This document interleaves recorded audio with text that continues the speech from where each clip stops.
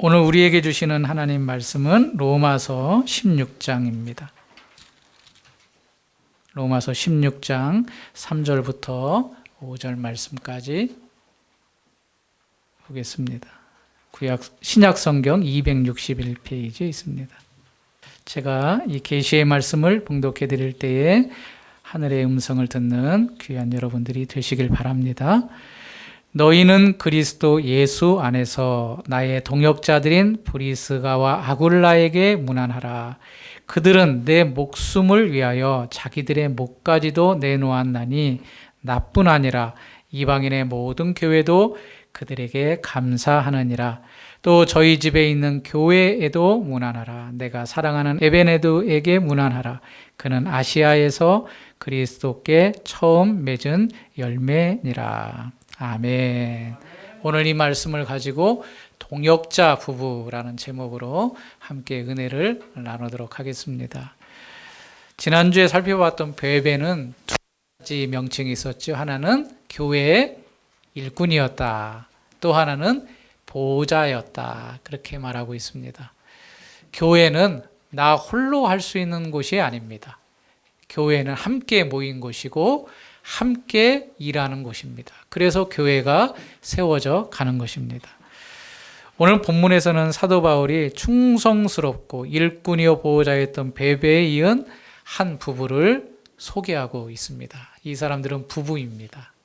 우리가 익히 들어 알고 있죠. 브리스가와 아굴라. 여기에 보면 남편의 이름을 먼저 기록을 하고 있죠. 우리가 통상적으로 아내의 이름을 먼저 기록하고 있는데 통상적으로 보면 남편의 이름을 먼저 기록하고 아내를 기록을 합니다. 그렇죠. 저도 이렇게 쓸 때에 제 이름을 쓰고 아내의 이름을 쓰는데 사도 바울은 아내의 이름을 먼저 기록하고 남편을 기록했습니다. 그렇게 한 것은 아마도 아내가 뭔가 좀 특별한 의미가 있기 때문에, 좀 더 말하면 아내가 남편보다 좀 더 헌신적인 그러한 모습으로 사도 바울을 도왔기 때문에 사도 바울이 총 3번 중에서 2번을 브리스가, 그렇게 먼저 아내의 이름을 기록합니다. 바울이 그들과 얼마나 친밀했는지도 보여줄 수 있습니다. 사도행전은 브리스길라라고도 말하고 있는데 이것은 누가의 표현이고 사도 바울은 브리스가, 즉 애칭으로 부르고 있었다는 걸 보면 사도 바울이 이 부부와 얼마나 친밀했으며 또 아내를 얼마나 기억했는지 우리가 알 수가 있는 거지요. 남편인 아굴랄은 본도라는 지역, 지금의 이제 튀르키예로 바뀌었죠. 터키, 흑해 연안에 있는 그 지역에 출생을 했습니다. 그리고 일찍 로마에 이주를 해서 정착을 했습니다. 그런데 로마의 황제였던 황제가 AD 49년에 이 로마 시내 안에 있는 루데인들은 다 이 도시에서 떠나라 라는 그런 명령을 받고 이제 짐을 꾸려서 아내와 어디로 갈까 고민하다가 고린도로 온 것 같습니다. 그런데 마침 그때에 이제 사도 바울이 전도를 하다가 빌립보로부터 쭉 내려오지요. 그리고 아덴을 거쳐 고린도에 와서 이 사도 바울을 만난 것 같습니다. 사도 바울을 만나고 이 아굴라와 브리스가가 복음을 듣고 회심을 하고 주님의 사역에 전심전력을 했습니다. 이들의 독특한 면이 있는데 사도 바울과 동일한 직업을 가지고 있었다라고 성경은 말합니다. 사도행전 18장 3절에 생업이 같으므로 함께 살며 일을 하니 그 생업은 천막을 만드는 것이더라. 여기에 이 말씀 가운데 사도 바울과 얼마나 친밀했는가를 우리가 눈치를 챌 수 있습니다. 천막을 만드는 직업을 가지고 있었고 사도 바울도 사실 천막을 만드는 기술자였습니다. 그런데 이들이 고린도에서 함께 살았다. 매일 살면서 같은 일을 하니 얼마나 친해졌겠습니까? 그러니까 사도 바울이 브리스가 아굴라라고 애칭을 부르면서 그렇게 말할 만도 하지요. 이후에 이들 부부는 바울을 따라서 에베소로 이사를 했고 또 함께 체류하면서 사도 바울의 목회를 잘 도왔던 부부였습니다. 성경은 이 브리스길라와 아굴라가 성경에 대한 이해, 복음에 대한 이해가 뛰어났다라고도 말을 합니다. 알렉산드리아 출신인 아볼로라는 뛰어난 성경학자가 있었는데 그 성경학자가 에베소에 왔습니다. 회당에서 그가 가르치는 성경을 쭉 들어보던 이 브리스가와 아굴라가 저거는 구약만 알고 있다 그렇게 깨닫고 이 아볼로를 데려다가 사실은 구약이 전체가 아니고 세례 요한의 세례가 마지막이 아니라 예수님의 세례와 또 예수님의 사역을 친절하게 설명해 준 것 같습니다. 마치 엠마오로 가던 두 제자에게 예수님이 나타나셔서 그들에게 예수님의 사역이 어떠한 것인가를 예수님이 친히 설명해 줬을 때 그의 마음이 뜨거워졌듯이 이 아볼로에게 이 브리스가와 아굴라가 잘 설명을 해줘서 그가 아가야로 건너가서 믿는 자들에게 많은 유익을 줬다라고 성경은 기록하고 있습니다. 이처럼 브리스가와 아굴라는 바울을 도와서 많은 사람들을 제대로 복음 안으로 들어오는 일들을 헌신적으로 감당을 한 거지요. 글라우디오 황제가 사망하자 이들 부부는 다시 로마로 갔던 것 같습니다. 성경에 기록은 없습니다. 그리고 로마로 가서 그곳에서 아마 바울이 오기를 기다렸던 것 같습니다. 그래서 이 사도 바울이 이 브리스가와 아굴라 부부에게 이 편지를 통하여서 문안을 하는 겁니다. 3절 말씀을 같이 한번 읽어보겠습니다. 너희는 그리스도 예수 안에서 이것은 로마에 이미 이 부부가 있다는 전제하에 이 편지를 통하여서 문안 인사를 하는 거죠.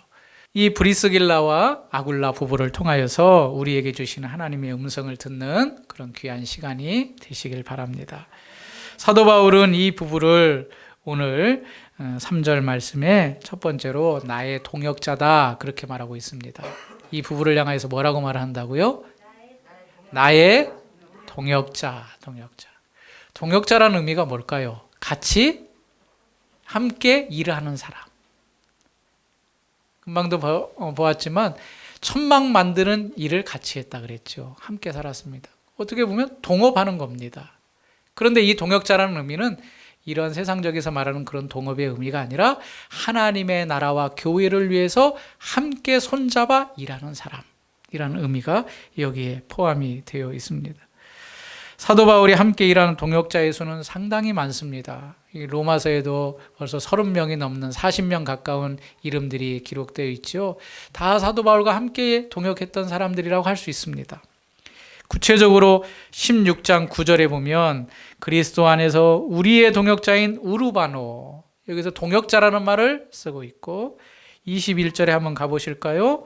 나의 동역자 디모데와 나의 친척 누기오와 야손과, 그러면서 디모데도 나의 동역자다 그렇게 말하고 있습니다. 빌레몬서 1장 1절에는 빌레몬이 나의 동역자라고 말했고 1장 24절에는 마가와 아리스타고와 데마와 누가가 나의 동역자다 그렇게 동역자라는 단어를 사용해서 사람의 이름을 말하고 있습니다. 우리 주변에도 하나의 일을 가지고 친구나 지인들끼리 같이 동업을 하죠. 동업이 잘 되려면 어떻게 해야 될까요? 서로 마음이 맞아야 됩니다. 일단은 서로 마음이 맞아야 돼요. 그런데 많은 경우에 같은 마음을 가지고 출발했다가 나중에 이 동업이 완전히 무너지는 경우가 있습니다. 어떤 경우냐면 서로 이제 오해가 생기기 시작하고 이제 서로 이제 자기에 대한 이득 또 자기에 대한 유익이 점점 이제 그 사람과 갈등이 생기기 시작하면 같이 했던 이 마음들이 깨지기 시작하면서 결국에는 동업이 깨지게 되는 거죠. 동업이 성공적으로 잘 되려면 그 처음 가졌던 그 마음과 상대에 대한 이해가 계속 가야 됩니다. 그렇지 않으면 깨집니다. 동역이라는 것도 마찬가지입니다. 하나님에 대한 목적과 목표가 뚜렷해야 되고 그것이 변함이 없어야 우리가 같이 동역할 수 있는 겁니다. 사도 바울이 우리가 알다시피 복음에 대한 일향한 마음을 가지고 있었죠. 성경에 나오는 이 동역자들도 사도 바울을 좋아했던 것을 넘어서 하나님에 대한 동일한 마음이 가지고 있었기 때문에 그들이 함께 동역할 수가 있었던 겁니다. 목표를 세우고 돕고 서로 손을 맞잡는 그런 마음이 흔들리지 않았기 때문에 동역자라고 부를 수가 있었던 겁니다. 성경을 보면 이런 많은 동역자들 가운데 동역을 했다 떠난 사람이 있습니다. 데마라는 사람입니다. 데마. 빌레몬서 1장 24절에 사도 바울이 친히 동역자라고 말하면서 데마를 거론했거든요. 그런데 디모데후서 4장 10절에 가보니까 데마는 이 세상을 사랑하여 나를 버리고 데살로니가로 갔다. 처음에는 함께 마음을 같이하여 주님의 일에 동역했던 이 데마가 나중에 어떤 이유였는지, 그의 마음이 돌변했는지 아니면 실족했는지 사도 바울을 떠나서 데살로니가로 가버렸다. 그러니까 같은 일을 할 때 동역자지, 같은 마음을 갖지 않고 같은 목표를 향하여 가지 않으면 동역자가 아닌 거죠. 그런데 또 다른 사람이 있습니다. 마가 요한이라는 사람. 이 마가 요한은 좀 복잡합니다. 처음에 같이 갔다가 중간에 돌변해서 돌아갔다가 마지막에 다시 동역자로 동참을 했습니다. 이 마가 요한은 1차 전도 여행 때 사도 바울과 함께 동행했던 바나바의 조카였습니다. 그래서 처음에는 그의 수발을 잘 드는 조력자, 수행원으로 따라갔습니다. 그런데 얼마 지나지 않아 이 일이 힘들었는지 밤빌리아 지역의 버가에서 다시 돌아가 버립니다. 그리고 바나바와 바울 두 사람이 이제 나머지 전도 여행을 잘 마무리하죠. 시간이 얼마 지나 이제 두 번째 전도 여행을 계획하고 우리가 처음에 방문했던 교회들을 돌아보자 해서 바나바와 바울이 두 번째 전도 여행을 시작할 때에 바나바가 그러면 1차에 데려갔던 내 조카인 마가 요한도 같이 데려가자 그렇게 말을 하죠. 그런데 누가 반대합니까? 바울이 반대합니다. 왜 반대를 합니까? 처음에 잘 갔다가 우리를 떠났지 않느냐. 그러니까 함께 데려갈 수 없다라고 반대를 합니다. 성경의 표현대로 하면 이 두 사람이 이 문제 때문에 심히 다투었다. 심히 다투었다. 그러니까 굉장히 마음 상할 만큼 다투었다. 결국에는 어떻게 됐습니까? 바나바와 바울이 갈라져 버렸습니다.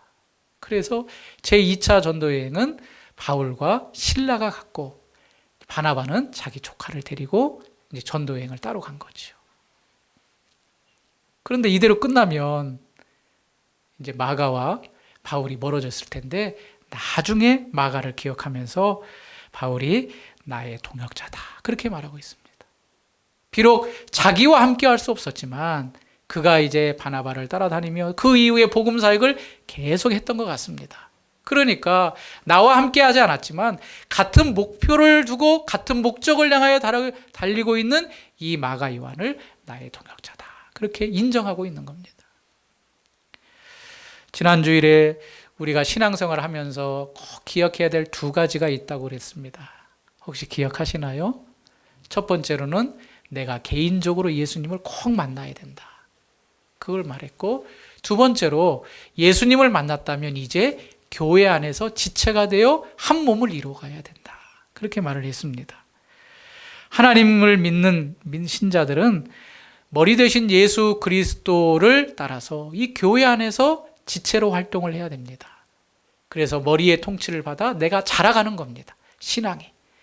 나 혼자 신앙생활을 하는 것이 아니라 성도들과 함께 또 이 교육자와 함께 이곳에서 교회를 이루어서 내 신앙이 자라가야 된다는 거죠. 독불장군이라는 표현 아시죠? 교회는 독불장군이 없습니다. 교회는 함께 가는 곳입니다. 함께 일으켜주고 함께 격려해줘서 함께 주님의 교회를 이루어가는 곳이 바로 교회입니다. 그러기 위해서는 각 지체들이 이렇게 헌신하고 동역해야 됩니다.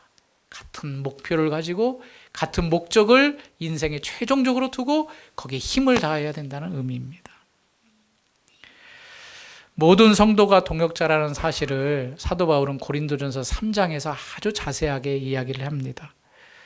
우리가 성경을 좀 읽어보면 고린도 교회가 문제가 많았다는 것을 알 수 있습니다. 이성적인 문제도 있었고 은사적인 문제도 있었고 서로 당파를 지어서 갈등했습니다.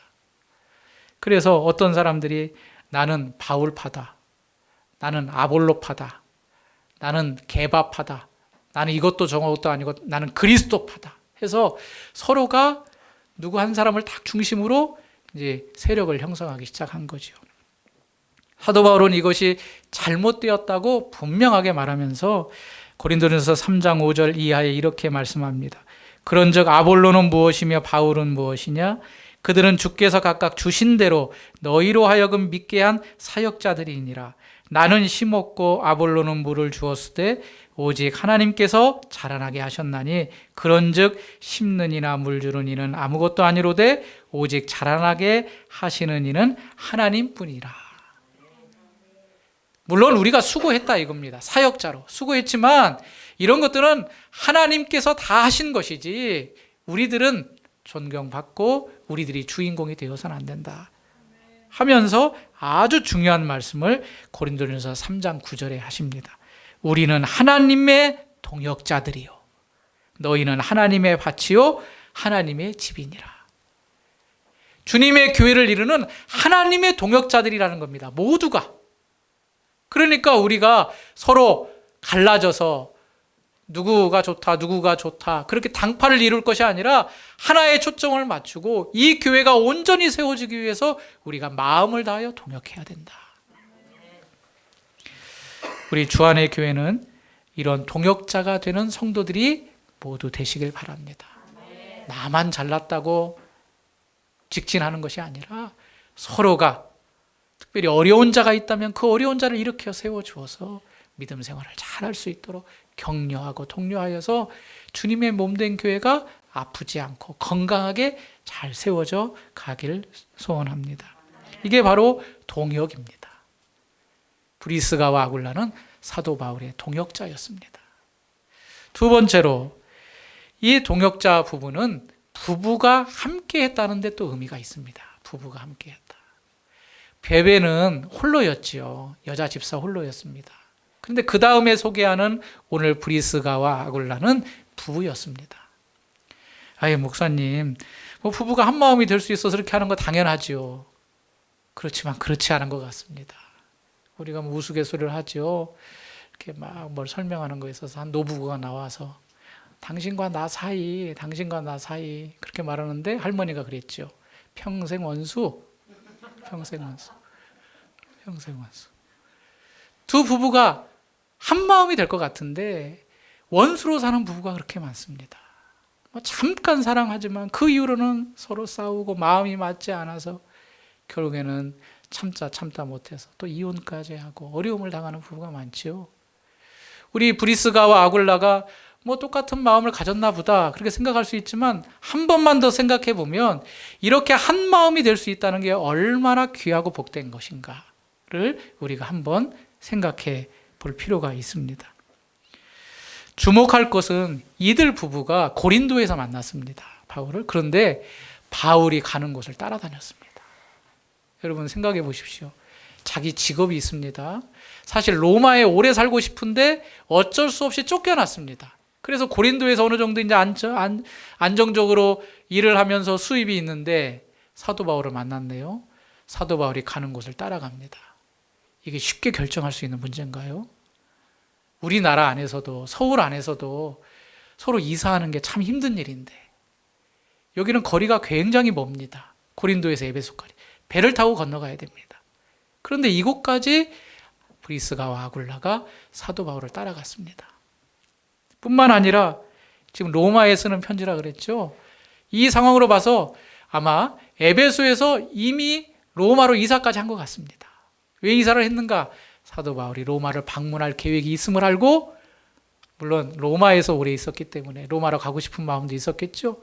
그런데 사도 바울을 준비하며 그곳에 미리 터전을 잡은 것 같습니다. 이처럼 이 두 부부는 한 마음으로 헌신했던 부부입니다. 더 나아가서 이들은 자기의 집을 교회로 내주었다라고 5절 말씀에 기록합니다. 5절 앞부분만 한번 읽어보겠습니다. 시작. 또 저희 집에 있는 교회에도 문안하라. 브리스가와 아굴라는 개인에게도 문안을 받았지만 그 집 자체가 교회였던 것 같습니다. 지금은 우리가 이렇게 일정한 장소로 얻어 함께 모이지만 그때는 그런 상황이 안 되었다고 합니다. 그래서 집에 성도들이 모여서 예배 드리고 교제했습니다. 그런데 그 집을 자기가 내주었다는 겁니다. 교회로. 그러니까 주일마다 많은 성도들이 왔겠지요. 예배했겠지요. 우리가 식사 끝나고 식사하듯이 또 식사도 했겠지요. 교제했겠지요. 이사하는 것도 어려운데 또 이사 가는 곳마다 집을 오픈하여서 성도들이 예배의 자리로 내어놨던 것. 부부가 한 마음이 아니면 할 수 없는 일입니다. 이처럼 브리스가와 아굴라는 믿음을 가졌을 뿐만 아니라 두 부부가 한 마음이 되어 헌신으로 동역을 했다. 어릴 때 기억이 나는 것이 목사님이 1년에 한 번씩 대신방을 오셨어요.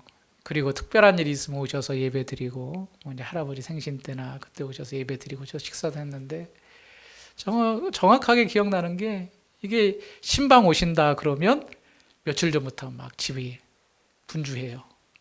이제 어머니나 할머니는 아무래도 이제 목사님뿐만 아니라 신방대원들이 오시니까 또 신방대원들 이렇게 공개할 음식을 더 만들고 조리하시고 또 이제 여기저기서는 또 그동안 좀 정리되었다는 집을 한번 쫙 다 뒤집어 가지고 깨끗하게 청소하고 그렇게 기쁨으로 이렇게 신방대원과 목사님 맞이해서 또 예배드렸던 그런 기억이 새록새록 납니다. 우리 성도님들도 그러한 기억들이 있을 겁니다. 그런데 지금은 어떤가요? 신방으로 세워진 교회들도 제가 최근에 들은 얘기인데 대신방 하겠다고 받고 싶은 분들 기록하라 그러니까 너무 없대요. 그러니까 누군가 우리 집에 찾아온다는 것이 굉장히 부담스러운 거예요. 이제 지역적으로 좀 그렇지만 점점 더 잘 사는 동네들, 강남 같은 경우는 이렇게 같이 신방하고 교제하려고 그러면 집이 아닌 그냥 카페 이런 데서 만나서 잠깐 예배드리고 기도하고 또 그 근황들을 묻고. 여러분 무엇을 말합니까? 내 집을 오픈한다는 거, 개방한다는 거 이게 보통 일이 아닙니다. 물론 친해지고 스스럼 없으면 와서 같이 먹고 즐길 수 있지만 교회가 그것도 많은 성도들이 와서 함께 예배드리고 그것을 공용의 공간으로 내어준다는 것 이거 쉽지 않습니다. 이걸 보면 아내보다 남편보다 아내가 얼마나 더 헌신적이었는가를 눈치챌 수 있습니다. 여러분 집을 오픈하라 그랬을 때 누구 허락을 맡아야 됩니까? 남편 허락 맡아야 됩니까? 아내 허락 맡아야 됩니까? 아내 허락을 맡아야 됩니다. 주방도 있고 자기의 공간이고 사적인 분위기 때문에 누가 초청을 한다 그러면 내가 오케이 한다고 되는 게 아닙니다. 꼭 그 살림을 하는 아내의 허락을 맡아야 오는 걸 우리가 다 알지 않습니까? 그것처럼 사도 바울이 왜 브리스길라를 앞에 두었는가? 그리고 그의 이름을 브리스가라고 불렀는가? 그러고 보면 이 아내가 이 사역에 더 헌신적이었고 적극적이었고 이 일들을 동역하는 데 힘썼다는 것을 충분히 짐작할 수가 있습니다. 베베도 그랬고 브리스가도 그랬고 주님을 향한 그 마음이 굉장히 뜨거웠고 그 마음이 변치 않았던 것을 우리가 가늠할 수가 있는 거죠. 잠언 31장 맨 마지막에 보면 현숙한 여인에 대해서 기록이 되어집니다. 현숙한 여인을 찾아오는 것이 진주보다 더하다라고 잠언 기자는 말합니다. 그러면서 잠언 31장 30절에 고운 것도 거짓되고 아름다운 것도 헛되나 오직 여호와를 경외하는 여자는 칭찬을 받을 것이라. 한 집안을 세우는 사람이 누굽니까? 아내가, 여자가 세웁니다. 사실은. 한 교회를 세우는 사람도 누구일까요? 남자 성도님들도 열심히 하지만 사실은 그 뒤에서는 여자 성도님들의 헌신과 수고가 교회를 세워가는 것 같습니다. 그런데 교회에서 아쉽게도 이게 말 때문에 상처받고 참 힘든 경우, 그로 인하여서 또 분란이 되고 어려움의 경우들이 많죠. 보면은 이게 여자 성도님들이 열심히 일하긴 하는데 또 열심히 일한 만큼 또 말씀도 많으셔요. 그러니까 이 말이 출발점이 돼가지고 서로 오해가 쌓이고 힘들어지고 교회가 정상적인 모습으로 가는 것이 아니라 갈등과 분열로 가는 경우를 보게 됩니다. 그래서 바울은 고린도 교회의 여자들에게 이렇게까지 말합니다. 고린도전서 14장 34절에 여자는 교회에서 잠잠해라. 잠잠해라. 그런데 이게 얘라들을 비하해서 그런 말이 아니라 그 전의 내용을 보면 하나님은 질서의 하나님이시다. 그렇게 말해서 질서야. 그러니까 무시해서 너희가 아무 말도 하지 말라. 그게 아니라 하나님은 질서에서 교회가 운영되는 거다. 또 할 말은 해야죠. 그런데 너무 막 이 말 저 말 쓸데없는 말 유익이 되지 않는 말을 막 하기 시작하면 그때부터 어지럽게 되고 교회가 잘 세워지지 않기 때문에 너희들은 교회 잠잠해라. 그렇게 충고하고 있습니다. 이런 얘기 들어보셨는지 모르겠지만 너무나도 안타까운 이야기가 있습니다. 교회에서 이제 당회가 구성이 되잖아요. 목사님과 이제 장로님들이 한 달에 한 번씩 이렇게 당회를 해요. 그러면은 그 당회 때에 교회가 나가야 될 중요한 방향들, 중요한 결정들을 하는 경우가 있습니다. 그런데 분명히 주일날 저녁에 이렇게 하기로 결정을 딱 했거든요. 근데 그 다음날 아침에 결정한 게 번복이 돼요. 왜 그런가 봤더니 장로님들이 집에 가서 이제 아내한테 다 이야기를 하는 거예요. 오늘 당회 때 이런 일이 있었고 이렇게 결정했어. 그런데 그 사이에 연락을 다 하셔가지고 안 된다고 번복을 하는 겁니다. 그러니까 교회의 결정을 누가 다 뒤집어 엎는 거예요. 집안에 있는 아내들이 다 뒤집어 엎는 거예요. 자기 마음에 들지 않는다고. 그렇게 하면 안 된다고. 교회 안에서 베베와 같은 브리스가와 같은 그러한 여종들의 헌신이 있어야 될 줄 믿습니다. 정말 질서대로 말을 조심하고 어찌 보면 내가 가장 감추고 싶은 그러한 집안의 속내까지 다 드러내면서 하나님 앞에 헌신할 수 있는 그런 여종들의 여집사님의 또 여성도님들의 그 헌신이 가정을 세울 뿐만 아니라 교회를 세우고 또 복음을 위해 진전을 세우는 그러한 축복이 우리 교회 안에 있길 바랍니다. 남편과 아내든 성도님들 이런 헌신을 기억하고 아내들은 어떤 자세로 남편을 볼 것이며 남편은 또 아내와 함께 어떻게 교회를 세울 것인가를 깨닫고 브리스가와 아굴라 같은 부부가 되시길 소원하고 또 아직 결혼을 앞두고 있는 우리 청년들도 이러한 아내, 이러한 남편이 되어서 주님의 일에 동역자들이 되는 축복이 있길 바랍니다. 그러면서 마지막으로 이 부분은 자기의 목숨까지 내놓았다. 그렇게 4절에 말씀합니다. 4절 같이 읽어보겠습니다. 그들은 내 목숨을 위하여 내놓았나니 나뿐 아니라 이방인의 모든 교회도 그들에게 여러분 누구를 위해서 내 목숨을 내놓는다는 것 그거는 최고의 헌신입니다. 최고의 헌신. 그럼 생각해 보십시오. 사도 바울이 얼마나 좋았으면 이 사람들이 이사도 따라다니고 심지어는 자기의 목숨까지 내놓았을까. 사도 바울이 그렇게 좋았을까 생각해 보면 물론 좋았으니까 그렇게 했겠죠. 그런데 제가 생각할 때는 사도 바울이 가고자 하는 방향과 그들 부부가 생각하는 방향이 같았기 때문에 사도 바울 대신 죽을 수 있는 목숨까지도 내놓을 수 있었던 겁니다. 사도행전 20장 24절 말씀이 내가 달려갈 길과 주 예수께 받은 사명 곧 하나님의 은혜의 복음을 증거하는 일을 마치려 하면은 나의 생명조차도 귀한 것으로 여기지 아니하노라.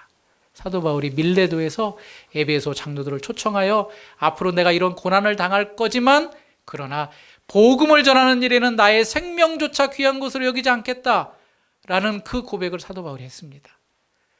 이것을 이 두 부부는 따라다니면서 본 겁니다.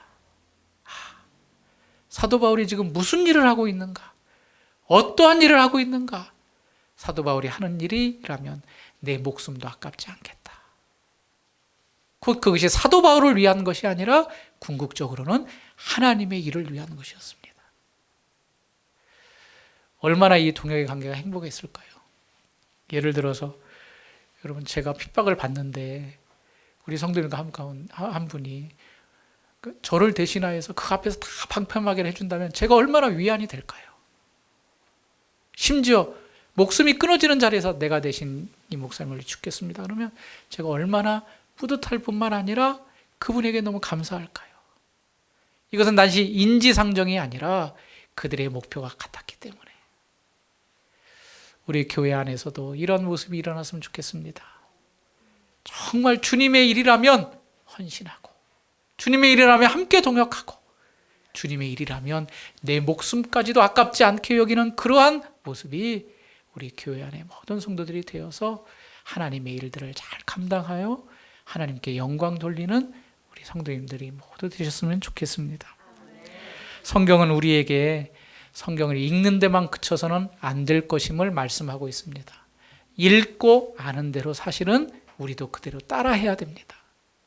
베베를 말했고 오늘 브리스가와 아굴라를 우리에게 소개시켜 주셨습니다. 그거는 이런 부부가 있었다라고 소개하는 것이 아니라 너희들도 이러한 동역자로 헌신되이 자기를 내놓으며 심지어 자기의 목숨을 아끼지 아니하며 주의 일에 헌신하는 자가 되어야 될 것이다. 우리 성도님들, 그러한 성도님들이 다 되시길 바랍니다. 저는 가끔가다 이런 생각을 해봅니다. 제 인생을 마무리할 때 제 인생을 돌아보며 이제 과거에 있었던 일을 다 이제 되새기지 않겠습니까? 내가 어떤 인생을 살았는가. 그럴 때에 내가 정말 전심으로 전신을 다하여서 주님을 기쁘시게 했는가. 교회의 동역자와 성도의 동역자로 걸어왔을까. 일반 우리 성도님들 같은 경우는 내가 정말 나에게 주신 이 땅에서의 생업이 있는데 그 생업을 물론 먹고 살면서 자녀들을 키우면서 필요한 곳에 다 쓰기도 하지만 궁극적으로는 주님의 나라와 교회를 위해서 그 모든 일들을 감당했는가. 나약한 여자지만 주님을 위해서라면 나의 아끼는 것까지 흔쾌히 내줄 수 있는 그런 삶을 살았는가. 복음을 위해서 주님의 몸된 교회에서 나의 목숨까지 아끼지 않았는가. 마지막에 이런 것들을 확인해 보지 않을까요? 그때에 내가 이렇게 했어야 되는데, 내가 이렇게 했으면 더 하나님 앞에 영광을 돌렸을 텐데, 그때 잠깐 내 유익을 위해서, 내 사욕을 위해 쫓았지. 그렇게 됐다면 그것이 후회로 남을 것입니다.